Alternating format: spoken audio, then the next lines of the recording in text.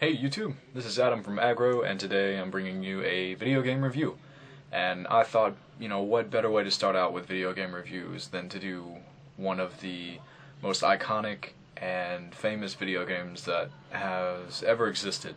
And when you think classic video games, usually this comes to mind for people all over the world.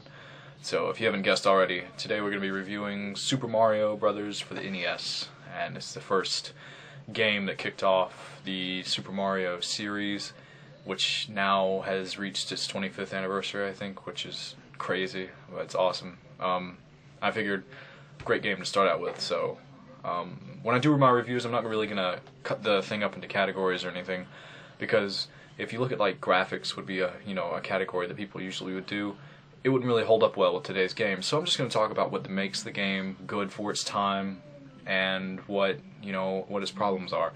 And usually these won't be very long reviews, it's just my quick thoughts and suggestions for you if you haven't played it already.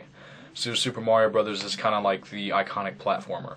For those of you who don't know, a platformer is simply a side-scrolling game. Often it can be three-dimensional, and pretty much it's what it's called, platforming. You're traversing a level, jumping, or some sort of maneuverability so that you can get on platforms and you just maneuver a level and then you have a goal. So in Super Mario Bros. You're traversing blocks and pipes and bypassing enemies to get to a flagpole at the very end of the level. The structure was very basic for the game. There was 4 different levels in each world and 8 worlds, so only 30 something levels, 32 levels, save for there was a glitch level, like a negative level, but other than that it was very basic game. But compared to like today's games, I think that was something that really helped this game out, was the fact that it was so basic. And a lot of NES games are really basic, and that's why they're classics, because you can sit down and play these games at any time, and it's not really a hit or miss kind of thing with these.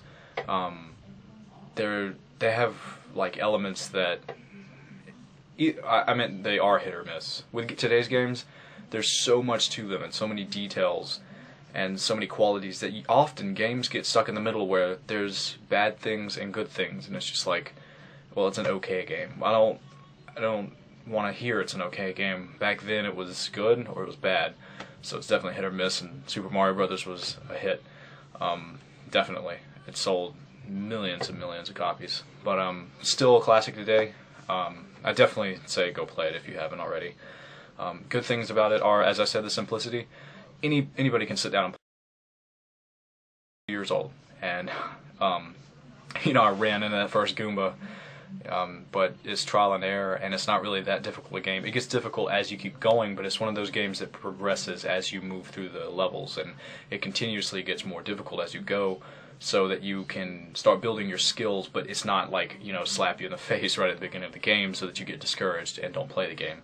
So it has very good pacing. It's not too difficult, and it has a wide range of audiences. Many people can play this game and still have a lot of fun. That's one of the big pluses about this game. Another big plus is it has Mario, who is like today's video game icon. If you think about video games, you think about him, really. He's like the video game icon, especially Nintendo's mascot. So it's like his first game, so if you're wondering where Mario came from and you haven't played this game, that would be it. You can go get it on NES or the Wii Virtual Store and play it. You need to see just where the roots came from. And a lot of things from this game are still today in New Super Mario Bros. Wii and the new game that just came out, Mario 3D Land. A lot of the elements from the very first game still come back, and as you can see, they keep reusing the things because it worked, like warp pipes and Goombas and Koopas and Piranha Plants. All those things worked in the original, so that they're bringing them back in the new games. And if you continuously use same elements from a game this many years later, you know that the original was a great game if they're going to go and keep using the same elements. Sure, they change them, but they keep the root of the game and keep using them today. So that is why Super Mario Bros. Is such a great game, because it's kind of like a foundation for a lot of platformers in general, not just the Mario series. And from that, people have branched off and had a lot of great games come from that. Say Donkey Kong Country was another platformer that might have branched off from the formula that Mario created. And it wasn't, I don't think Mario created it per se, but it took it and it made it into the general public's eye, and platforming became, just like that, a kind of, and you know, nowadays we have so many genres, it's crazy, but back then platforming was the top dog. It was either that one, or there were a few others that were like those shooting ones, but they weren't as iconic as Mario. So I will, in my reviews, give them a score. I'm going to give a score out of 5, so it'll be a point system. So for today's video, we will use this right here, the iconic Mario block, and let's see what score I give it. A 5. Honestly, this game is perfect for what it is. It had really nothing to live up to, as do later games, and it was the original, so it kind of, you know, made the thing that you have to live up to. It made those kind of standards, and because of that, really had no predecessor that it had to live up to. It was its own game. It was the start of an era, and because of that, it's perfect the way it is. I really don't have too many problems with it, to be honest. It's never too difficult for me, and it's never not any fun for me. I enjoy the game to death, and it's an incredible game. And when I do actually do a my favorite video games list, it's definitely going to be on there, because it really is one of my most favorite video games of all time. And if you haven't played it yet, please go play it. It's Super Mario Brothers. If you haven't, it's kind of weird, honestly. If you're a gamer and you haven't played Super Mario Brothers, it is a little weird, because it's just such an iconic game. So that's why I give it a perfect score of 5. It's definitely the start of a great genre. Okay, that's my phone, sorry. Not genre, a great just series of games, and the start of a great icon, and it launched Nintendo out there and got them to be the company that they are today. So you definitely need to go check it out.